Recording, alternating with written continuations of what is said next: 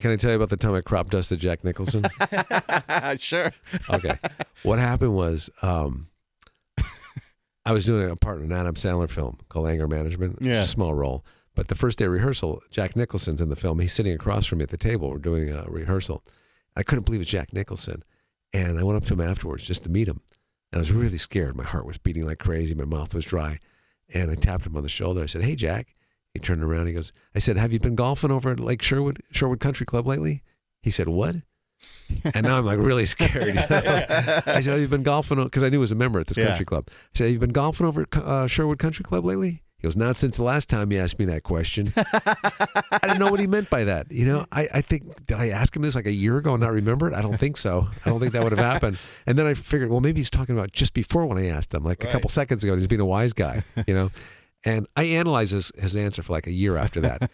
Seriously, I would like pull over in the car and go, I wonder what he meant when he said, so I don't see him for like a year and a half. And then I'm at a party, a big Hollywood party.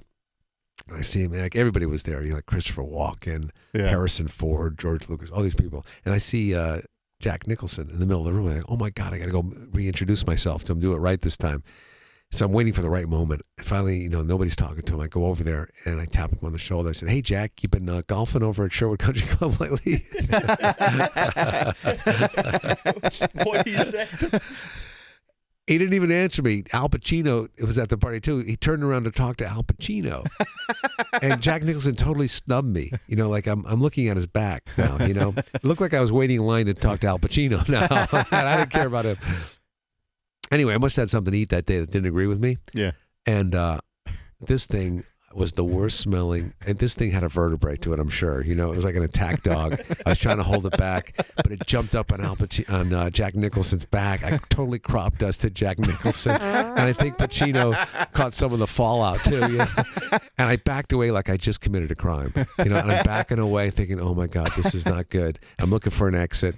And I get by the door and I turn around and Jack Nicholson's still talking to Al Pacino, but he stopped. All of a sudden he stopped and he waves his hand in front of him and goes, "Jesus Christ, what the hell died in here?"